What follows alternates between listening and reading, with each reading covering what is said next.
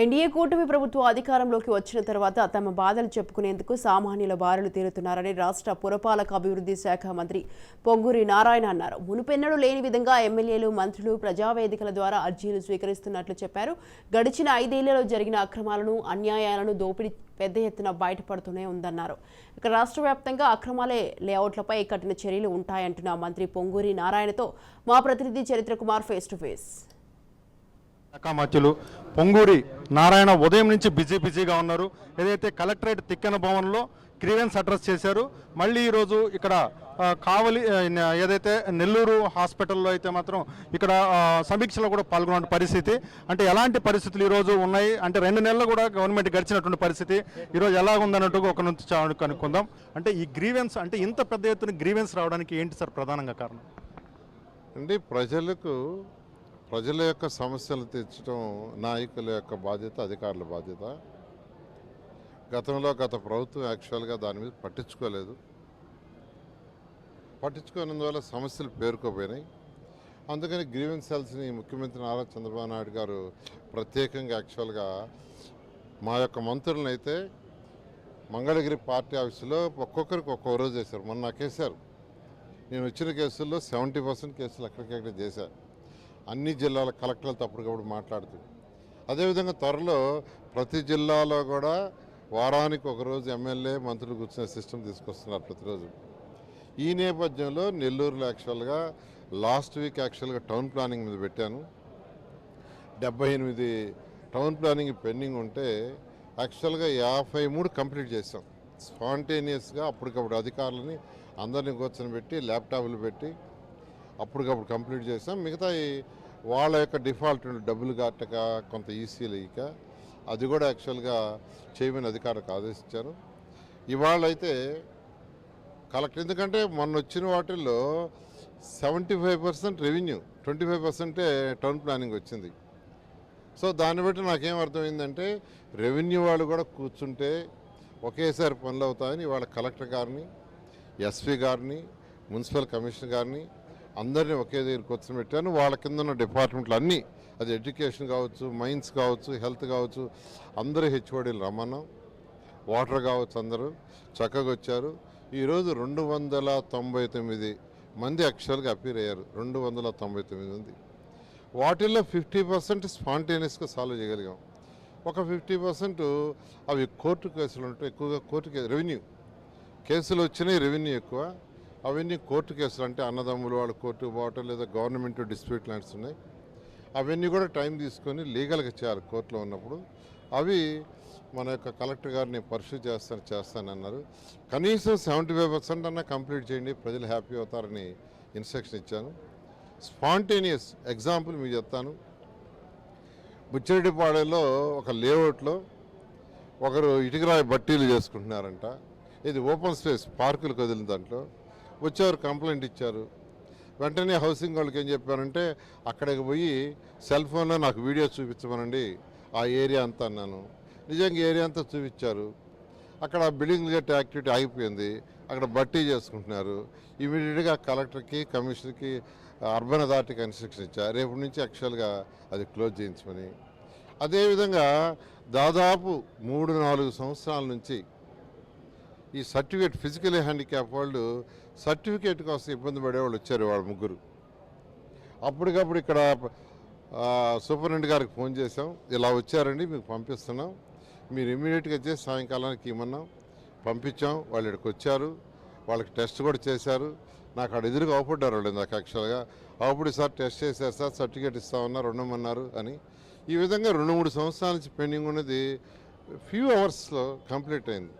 ఇవాళ morning 11 to 1 అని చెప్పాం, కానీ 10:59 స్టార్ట్ చేస్తే 5:48 దాకా చేసాం. నేను అధికారులందరినీ అప్రిషియేట్ చేస్తున్నా. నెక్స్ట్ టైం నుంచి ఇట్లా డిఫరెంట్ డేట్ కాకుండా ఎవ్రీ మండే ప్రోగ్రాం ఉంది. నేనేం చెప్పానంటే 15 రోజులకు రోజు నేను వస్తాను. అందరూ ఒక ఎస్పీ గారు, కలెక్టర్ గారు, కమిషనర్ గారు, ఆల్ డిపార్ట్మెంట్స్ కలెక్టరేట్కి వస్తే ఇలాంటిది కండక్ట్ చేసి వీలైనంత వరకు ఒక 2-3 నెలల్లో ప్రజా సమస్యలు మ్యాక్సిమంగా తీర్చేస్తే తర్వాత 1 or 2 సమస్యలు ఉంటే తర్వాత నిదానంగా తీస్తారు. సార్ ప్రధానంగా ఈరోజు నెల్లూరు పట్టణానికి మీరు గతంలో డ్రింకింగ్ వాటర్ కానీ అండర్గ్రౌండ్ డ్రైనేజ్ కానీ ఈ నీటి మీద పెద్ద ఎత్తున ప్లానింగ్ చేశారు. అవి పూర్తిగా మరుగున పడినటువంటి పరిస్థితి. ఇవి ఎప్పుడు ప్రజలకు అందుబాటులోకి వచ్చేటటువంటి అవకాశం ఉంది? దాని హట్కోలో ఇంకా 200 కోట్లు కూడా ఉందండి. అయితే ప్రజెంట్ డిపార్ట్మెంట్లో వచ్చే 50 రోజులైంది. డిపార్ట్మెంట్లో ట్రాన్స్ఫర్స్ చేయాల్సిన బాగుంది. ఫస్ట్ మా డిపార్ట్మెంట్ అయితే ప్రమోషన్స్ చేయమన్నాను. అన్ని డిపార్ట్మెంట్, ఇంజనీరింగ్ డిపార్ట్మెంట్ కావచ్చు, మా దాంట్లో లేదంటే కమిషనర్స్ కావచ్చు, లేదా టౌన్ ప్లానింగ్ ప్రమోషన్స్ చేసేసి దాన్ని ట్రాన్స్ఫర్ చేస్తామన్నాను. ప్రమోషన్స్ వర్క్ చేస్తున్నారు. 31 ఆగస్ట్ లోపల ప్రమోషన్స్ చేస్తారు.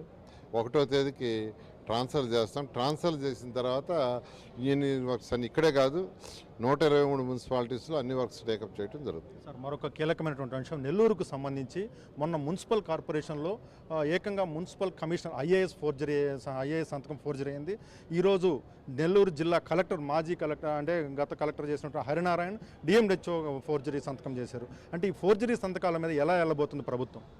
ఖచ్చితంగానండి. ఎస్పీ గారికి చెప్పడం, ఆయన దాని మీద కేసు పెట్టడం, కొందరిని అరెస్ట్ చేయడం కూడా జరిగింది. దాని మీద చాలా సీరియస్గా జరుగుతుంది. సీఎం గారు అయితే అవసరమైతే దాన్ని సిఐడికి ఇచ్చేస్తాం కేసు అని కూడా చెప్పడం జరిగింది. త్వరలో ఎవరైతే చేశారో దోషులను పట్టుకుంటారు, శిక్షించడం జరుగుతుంది. సార్ ఈరోజు జిల్లా వ్యాప్తంగా కూడా పెద్ద ఎత్తున అక్రమ లేఅవుట్లు ఉన్నాయి. అంటే ఈరోజు ప్రధానంగా కావలి లాంటి పట్టణాల్లో చూస్తే అంటే ఊహకందనటువంటి అవినీతి, ప్రభుత్వ భూమిని కబ్జా చేయడం అయితే జరిగింది. దీనిపై అయితే మాత్రం ఎలాగా ముందుకెళ్ళబోతున్నారు? అంటే ప్రభుత్వ భూమిని పరిరక్షించే ఆలోచనలో ఎలా మీ శాఖ ఉండబోతుంది? అంటే రాష్ట్రంలో లేఅవుట్స్ విషయం కావచ్చు, టీడీఆర్ బాండ్స్ విషయంలో కావచ్చు, అంటే అతి దారుణంగా ప్రజల సొమ్ము కొట్టేశారు. కొన్ని ప్లేసుల్లో అయితే 36 కోట్లకి ఇవ్వాల్సిన టీడీఆర్ బాండ్లు 750 కోట్లకి ఇచ్చారు. అంటే ప్రజాస్వామ్యం ఎంత కొట్టేశారో ఆ రిపోర్ట్ నిన్నే వచ్చి మొత్తం చదివాను, సీఎం గారికి పంపించాను. సీఎం గారు దాని మీద డెసిషన్ తీసుకుంటారు. అంటే సిఐడికి ఇవ్వటం, చేయటం అనేది. అదేవిధంగా తిరుపతిలో కూడా వచ్చింది. లేఅవుట్స్లో అయితే 123 మున్సిపాలిటీస్లో జరిగినాయి. దాని మీద కూడా కమిటీలు వేసాం. నెల్లూరులో వేసిన కమిటీ రిపోర్ట్ కూడా నేను వచ్చిందన్నారు. నేను సోమవారం పోయిన తర్వాత దాన్ని స్టడీ చేసి సీఎం గారితో డిస్కస్ చేసి దాని మీద డెసిషన్ తీసుకొని ముందుకు పోవడం జరుగుతుంది. సార్ ఫైనల్గా ఒక చిన్న ఇది అంటే ఈరోజు కూటమి ప్రభుత్వం మీద ఎన్నో ఆశలతో అయితే ఈరోజు ఉపాధి అవకాశాల మీద అయితే మాత్రం యువత కూడా మీ మీద పెద్ద ఆశలు పెట్టుకునే పరిస్థితి. జిల్లాలో ఎలాంటి వనరులతో పాటు అంటే ఎలాంటి పారిశ్రామిక అభివృద్ధి ఈరోజు నారాయణ ముందుకెళ్ళబోతున్నాడు? అంటే సీఎం గారు మన కలెక్టర్స్, ఎస్పీల కాన్ఫరెన్స్ జరిగితే దాంట్లో చాలా క్లియర్గా చెప్పారు. నెల్లూరు జిల్లాలో సముద్రం పక్కన యాక్చువల్గా చాలా ల్యాండ్ ఉంది, డెవలప్ చేయడానికి చాలా ఎక్కువ ఉంది. నెల్లూరులో యాక్చువల్గా మనకు పోర్ట్ ఉంది, ఎయిర్పోర్ట్ కూడా యాక్చువల్గా శాంక్షన్ చేశారు. ఎయిర్పోర్ట్ కూడా త్వరలో వచ్చేస్తుంది. అందువల్ల ఇక్కడ డెవలప్ చేయడానికి చాలా ఛాన్స్. అయితే ఇండస్ట్రీస్ రావడానికి భయపడుతున్నారు. గతంలో ఇలా జరిగింది 5 సంవత్సరాలు, నెక్స్ట్ ఎట్లుంటుందని. అయితే ముఖ్యమంత్రి గారి మీద ఉన్న నమ్మకంతో ఈరోజు ముందుకు వస్తున్నారు. బహుశా మరొక 6 నెలల్లో యాక్చువల్గా ఇదంతా సెట్ అయ్యి ఇండస్ట్రీస్ ముందుకు వస్తే యువతకు ఆటోమేటిక్గా ఉద్యోగాలు వస్తాయి. మా ప్రభుత్వం యొక్క ముఖ్య ఉద్దేశం ఇండస్ట్రీస్ తీసుకొచ్చి యువతకి ఉద్యోగాలు వచ్చేది చేయటం. Thank you. ఈరోజు ఏదైతే ప్రధానంగా అక్రమ లేఅవుట్లు అయితేనేమి లేక 126కు సంబంధించినటువంటి మున్సిపాలిటీలో కూడా జరిగింది. అలాగే అక్రమ లేఅవుట్ల మీద ఉక్కుపాదం మోపుతామంటూనే యువతకి ఉపాధి అవకాశాలు మాత్రం కల్పిస్తాం. కూటమి ప్రభుత్వం మీద అయితే గత ప్రభుత్వం మీద అయితే నమ్మకం లేక ఏ కంపెనీ రానటువంటి పరిస్థితి. ఇప్పటికి కూడా ఆ ఫోబియా అయితే మాత్రం ఇండస్ట్రియలిస్టులో ఉంది. కానీ చంద్రబాబు నాయుడు గారి మీద నమ్మకంతో అయితే మాత్రం ఇండస్ట్రియలిస్టులు ముందుకు వస్తున్నారు. ఆ రాబోయేటటువంటి 6 నెలల్లో నియోజకవర్గంలో అనేకమైనటువంటి పరిశ్రమలు రాబోతున్నాయంటూ కూడా ఏదైతే యువతకి ఖచ్చితంగా ఉపాధి అవకాశాలు, మెరుగైనటువంటి అవకాశాలు కూడా దొరుకుతాయంటూ కూడా నారాయణ ధీమా వ్యక్తం చేస్తున్నటువంటి పరిస్థితి. కెమెరామెన్ భరత్తో చరిత్ర కుమార్, రాజ్ న్యూస్, నెల్లూరు నుండి.